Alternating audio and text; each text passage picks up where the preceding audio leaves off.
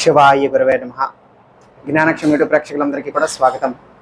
ఎవరైనా సరే, పురుషులైనా సరే, ఆడవాళ్ళైనా సరే, ఇప్పుడు నేను చెప్పబోతున్నటువంటి ప్రక్రియ ఎవరికైనా కూడా వివాహం కాకుండా ఇబ్బంది పడుతున్నట్లయితే కనుక ఏ రోజైనా సరే మీరు ఇది మొదలు పెట్టచ్చు. ఎటువంటి నియమ నిష్టలు కూడా లేవు. అయితే రాత్రి 10 దాటిన తర్వాత 10 గంటల తర్వాత నుంచి ఎప్పుడైనా సరే చక్కగా స్నానం చేసి మీ యొక్క పూజా మందిరంలోకి చక్కగా వెళ్ళి ఎటువంటి దుస్తులైనా శుభ్రమైనటువంటి దుస్తులు కట్టుకొని ఏదో ఒక ఆసనం వేసుకుని ఏదో ఒక జపమాల సిద్ధం చేసుకుని పెట్టుకోండి. ఒక ప్రమిదిలోనో లేకపోతే ఒక దీపం కుందులోనో మీ యొక్క పూజా మందిరంలో ఉన్నటువంటిదైనా వాడచ్చు. చక్కటి ఆవు నేతితో దీపం వెలిగించండి.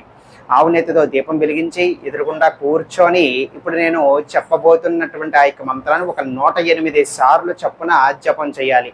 ఈ విధంగా వరుసగా 4 రోజుల పాటు గనక చేస్తే ఎవరికైనా సరే ఎట్టి పరిస్థితులను తప్పకుండా వివాహం జరిగి తీరుతుంది. అయితే ఈ యొక్క ప్రక్రియ మీద పూర్తి శ్రద్ధ ఉండాలి. మీరు శ్రద్ధగా చెయ్యండి, భక్తితో చెయ్యండి, పూర్తి నమ్మకంతో చెయ్యండి. ఎంతోమంది దీని వలన ప్రయోజనాలు అనేటువంటివి స్వయంగా పొంది ఉన్నారు. అదేవిధంగా మీరు కూడా పొందాలని ఆశిస్తున్నాను. తప్పకుండా జరుగుతుంది. ఒక 4 రోజుల్లో మీరు ఇది వరుసగా చేసినట్లయితే తప్పకుండా మీకు వివాహం అనేటువంటిది కుదిరిపోతుంది. మంత్రం అనేటువంటిది తెలియజేస్తున్నాను, వినండి. ఓం మూలి మూలి మహామూలి సర్వం సంక్షోభయ సంక్షోభయ ఉపద్రవేభ్య స్వాహ. మళ్ళీ చెప్తున్నాను.